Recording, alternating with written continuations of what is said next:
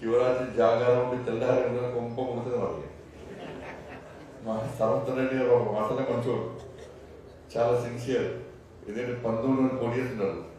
ఈ 1918 ఎవ్వరు గెలిచినా మన కాంగ్రెస్ గంప కింద కమ్ముతారు.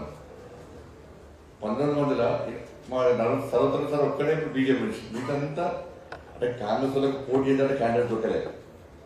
ఇక బీఆర్ఎస్ అసలే దొరకలేదు. ఇక బీఆర్ఎస్ కేసీఆర్ ముఖం మీద పోటీ చేయడానికి ఎవరు ముందుకు వస్తలేదు.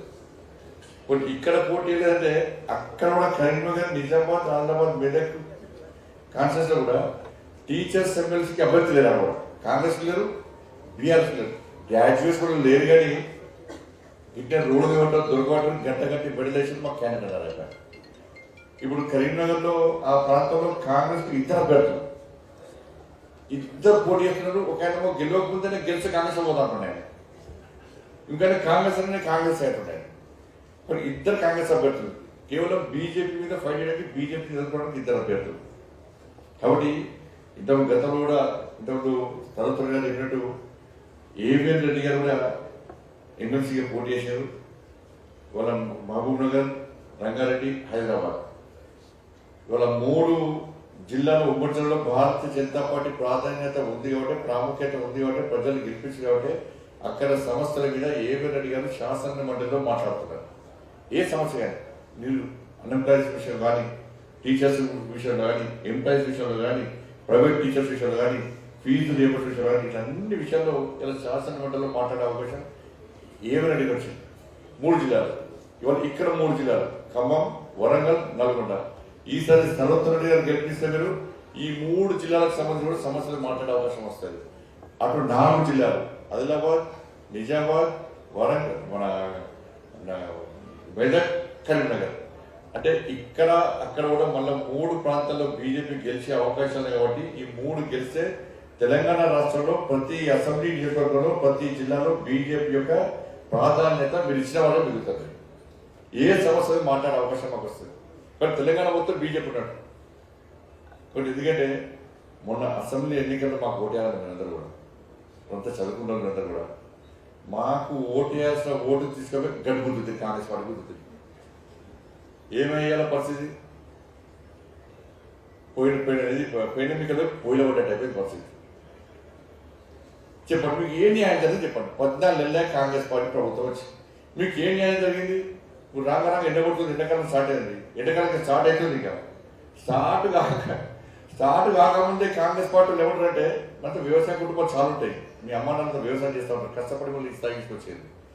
ఇలా వ్యవసాయం ఎండాకాలం స్టార్ట్ కాకముందే కాంగ్రెస్ ఏమంటున్నారంటే వరేద్దారు. అంతకుముందు కేసీఆర్ చేసిన వరేస్తే ఉరి అన్నాడు. ఆయన రాజకీయ ఉరి పెట్టి పట్టు మీటింగ్ కావాలి కూర్చోబెట్టారు. అంటే రోజు ఫుల్ దావత్ మీద దావత్ సాధ్యత, పొద్దున్న లేస్తే దావత్, సాయంత్రం వంట దాకా దావట్లేదు సార్. వరేస్తే ఊరంటే కేసీఆర్కు రాజకీయ ఊరేసారు. ఇవాళ ఏమైంది? ఇవాళ కాంగ్రెస్ కూడా వరి వేయొద్దంటున్నారు. మరి వరి వేయొద్దంటే ఏమయ్యాలి? మరి గంజాయి వండి ఉంటారు మమ్మల్ని ఏమన్నా ఏం వండియాలి? వరి వేయొద్దు అంటున్నారు. వరి వేయొద్దంటే ఏం పండించాలో ఒక పాలసీ లేదు. కానీ వరి వేయొద్దని చెప్పి రైతులను బెదిరించే ప్రయత్నం చేస్తున్నారు. ఇప్పటికే రైతులు వ్యవసాయం చేయాలా వద్దా అని చెప్పి ఒక భయపడే పరిస్థితి. పంట చేతికొచ్చి అకౌంట్లో పైసలు పడేదాకా గ్యారంటీ లేని పరిస్థితి రైతులు. వర్షాలు వస్తాయా, ఏమొస్తుంది, పిడుగులు పడతాయా, ఏమొస్తుంది, కొంటారా కొనరా, మద్దతు ధర వస్తుందా, బోనస్ ఇస్తారా ఇయ్యరా అని చెప్పి బ్యాంకులో పైసలు పడే వాళ్ళు కూడా గ్యారంటీ లేని పరిస్థితి ఉంటే మళ్ళా రైతులకు భయపట్టించే విధంగా ఒక భయానక వాతావరణం సృష్టించే విధంగా వరి వేయొద్దు అంటే ఇవాళ రైతులు ఎంత టెన్షన్తో ఇబ్బంది పడుతున్నారంటే ఇలా రైతు కుటుంబాలు అన్నీ కూడా ఇబ్బంది పడుతున్నాయి. అరే కేసీఆర్ గిట్నే వరిస్తే ఉరి అన్నాడు, ఇవాళ మళ్ళీ వీళ్ళు వచ్చాము వరి వేయొద్దంటాడు. మరి ఏ పంట వేసుకోవాలి? మేము నీళ్లు లేవంటాడు. నీళ్లు లేకపోతే నీళ్ళు ఇవ్వాల్సిన బాధ్యత మీది. వర్షాలు ఫుల్ పడ్డాయి, వర్షాలు ఫుల్ పడ్డాయి, ఎక్కడ వర్షాలకు ఇబ్బంది లేదు. మొన్న పడ్డ వర్షాలతో ఇక 2-5 సంవత్సరాలు 10 సంవత్సరాల దాకా పుష్కలంగా వాటర్ ఉండాలి. ఇలా కాళేశ్వరాన్ని 50% కేసీఆర్ నాశనం చేసాడు, ఇంకా 50% కాంగ్రెస్ సర్వనాశనం చేసి పోటీ మొండిపట్టు పోయి అక్కడ మొత్తం పడ్డాయి పని. ఇటు కృష్ణా నీళ్ళు మనకు వస్తాయి, ఉత్తర తెలంగాణ మొత్తం సర్వనాశనం చేసి. సరే ఇటన్నా మనకు వస్తాయంటే కృష్ణా నీళ్ళు మొత్తం చంద్రబాబు తీసుకోబోతున్నాడు, ఏది పక్క రాష్ట్రం తీసుకోబోతున్నాడు. కేసీఆర్ ఆయన ఇచ్చేసాడు, వీళ్ళు ఇస్తూనే ఉన్నారు. ఇటు ప్రాంతం ఇటు ఉన్న నీళ్ళేమో పక్క రాష్ట్రం తీసుకుపోతున్నారు, ఇటేమో ఎడారైంది.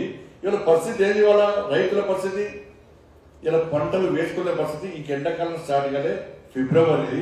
ఈ ఫిబ్రవరినే ఇలా పేపర్ వచ్చిన 7 లక్షల ఎకరాల్లో పంట మొత్తం ఎండిపోయిందట. 7 లక్షల ఎకరాలు పంట ఎండిపోయిందంటే ఇంకా మార్చి వస్తే, ఏప్రిల్ వస్తే ఎవరి పరిస్థితి ఎంతో, రైతుల పరిస్థితి ఎంతో రైతులు ఆలోచించుకోవాలి. అందుకే చెప్తున్నా, రైతులు కూడా మీ పిల్లలకు చెప్పండి. కాంగ్రెస్ పార్టీ బుద్ధి చెప్పాలంటే, కాంగ్రెస్ పార్టీకి వరి వేయద్దు వల్ల కాంగ్రెస్ పార్టీ బుద్ధి చెప్పాలంటే మీ పిల్లలకందరూ కూడా భారతీయ జనతా పార్టీ ఓటేమని చెప్పండి. ఇలా కాంగ్రెస్ పార్టీ బుద్ధి వస్తుంది. కనీసం వరి ఏంటంటే రైతులు అందరూ కలిసి వాళ్ళ పిల్లలతోని ఇలా బుద్ధి చెప్పిన కనీసం జ్ఞానం వస్తుంది వాళ్ళకి. ఇది లేకుంటే ఏమైందంటే వరి వేయద్దన్నా ఓట్లు వేసి మాకు, కానీ మా మాట చెడుబాటు అయిందని చెప్పి కాంగ్రెస్ పార్టీ విరోధిగా ప్రమాదం ఉంటుంది. రేపు వేయద్దంటారు. యూరియా అంటున్నారు, చెప్పులు కొడుతున్నారు, ఆధార్ కార్డు కొడుతున్నారు, హై బ్యాగులు కొడుతున్నారు, పెట్టి ఇలా క్యూలో వేయపడుతుంది. నేను ఇంతకుముందు రాంగరంగా ఆ మార్కెట్ ఎంపీతో మాట్లాడినా, మరి యూరియా ఏం చేయాలి సార్? పుష్కలంగా యూరియా ఉందంటున్నాడు. మరి పుష్కలంగా యూరియా అంటే ఈ చెప్పులని కొడుతున్నారు, ఈ ఆధార్ కార్డు కొడుతున్నారు, క్యూలో కొడుతున్నారు. కొట్టుకునే పరిస్థితికి వచ్చింది వాళ్ళ. కాబట్టి ఇవన్నీ కూడా రైతాంగంగా ఇబ్బంది పడుతున్నట్టే. నెక్స్ట్ ఫ్యూచర్ ఎందుకు చెప్తున్నట్టు, మీకు సంబంధం లేకుండా ఎందుకు చెప్తున్నట్టే, ఫ్యూచర్లో ఇలాంటి సమస్యలు వస్తున్న ఒకసారి ఆలోచించండి. ఇలా మీకంటే వాగ్దేవి కళలు జీతాలు బాగా ఇస్తున్నారు, సరి ఇస్తున్నారు. ఇప్పుడు పాపం మీకు శాలరీ ఇస్తున్నారు, వాళ్ళ పరిస్థితి ఘోరం. నా దేవన్న చూడగా చెప్తున్నా, అన్న నెలకు ఇన్ని పైసలు కొడుతున్నాయి అంటున్నాడు, నా చూడ చెప్తున్నాడు. అంటే ఇలా ఫీజు రియంబర్స్మెంట్ దాదాపు 7,500 కోట్ల రూపాయలు ఫీజు రియంబర్స్మెంట్ ఇవ్వాలి. ఇలా హాస్టల్ బిల్డింగ్ కిరాయి రెంట్ కట్టలేక, కరెంటు బిల్లు కట్టలేక, శాలరీస్ ఇవ్వలేక వాళ్ళు ఎంత ఇబ్బంది పడుతున్నారో. చిన్న చిన్న విద్యా సంస్థలు అయితే ఇవాళ అర్కదినే పరిస్థితి వచ్చింది. ఇలా బ్యాంకులలో లోన్లు కట్టలేక కూడా అర్కదినే పరిస్థితి. ఇలా మూసేద్దామంటే దాని